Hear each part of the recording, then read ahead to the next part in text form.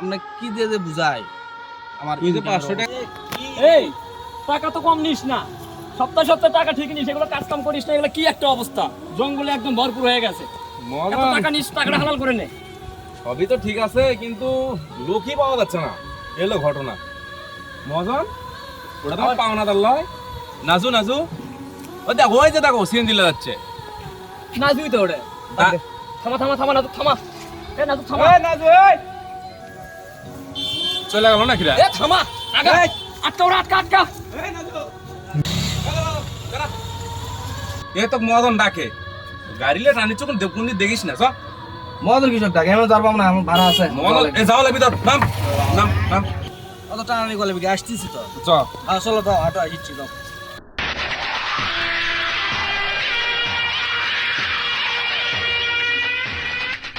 এরে নাজু, তুই কয়েকদিন হলো দেখা সাক্ষাৎ করিস না। ওয়ালাইকুম সালাম। ভালো আছে? আছি আলহামদুলিল্লাহ।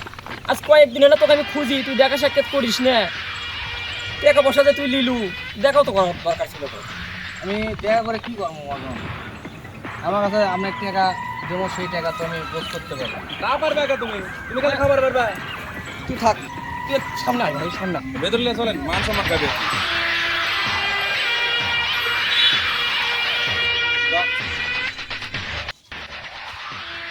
এই নাজু, তোর কি সমস্যা? তুই যে আমার কাছ থেকে টাকাটা নিলি, আজ কতদিন হয়ে যাচ্ছে, আমার টাকা দিয়ে তুই উপকার আছে তো, তবে তুই টাকা দিস না কেন? ফোন দিলে ফোন দে, সমস্যা কি দেখি?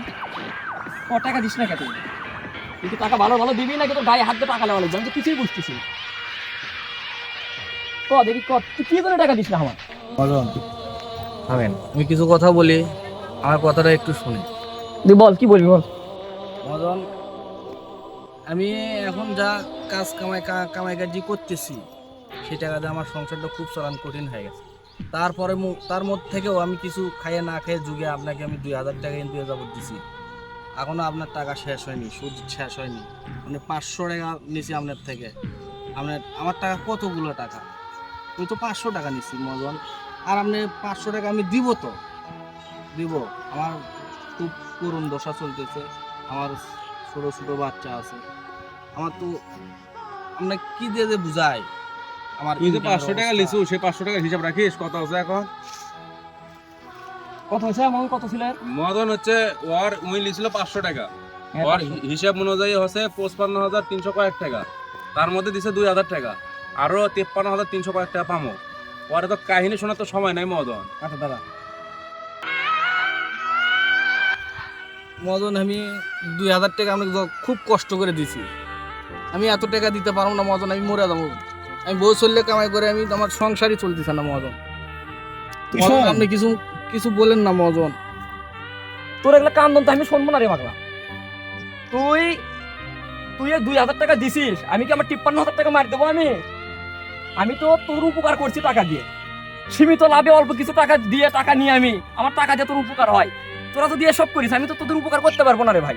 কিছু দেবো নি মদন, আমি এত দিতে পারবো না মদন। আমি আর কিছু দেবো মদন, আমি আর কিছু দেবো। শোন, আপনি তোর কোনো দাবি আমি শুনবো না। তোর থেকে টাকা পাই ভাই, তুই টাকাটা ভালো ভালো দিবি কিনা। আসলে কি জানিস, এগুলো শুনতে শুনতে আমি অতিষ্ঠ, অতটা 60 টাকা দেবো। মদন, আমাকে কিছুদিন সময় দেন, আমি আপনার টাকা দিয়ে দেবো। আমাকে কিছুদিন সময় দিতে হবে। তোর একদিন সময় হবার না। গাড়ি কুড়ি তোর ওই চাবি হাতত গাড়ি কোন তুই দিব টাকা, যদি কালকে দিনের ভিতর দিতে পারিস তো দিব, না হলে আমি তোর গাড়ি বেচে আমি আমার টাকা নিয়ে নেবো। মদন, আমি কালকে দিতে পারবো না, কয়েকদিন সময় দেওয়া লাগবে। তুই কব দেওয়া লাগিস না, তুই এটা তো চাবি দিতে দেখি, এই বাবু চাবি লে। ভাই ভাই চাবি দে, চাবি লে। সর, সর, সর। তুই টাকা দিয়ে চাবি দিলে বেশ। ভাই গাড়ি লেন না ভাই, আমার ছোট ছোট বাচ্চা ভাই।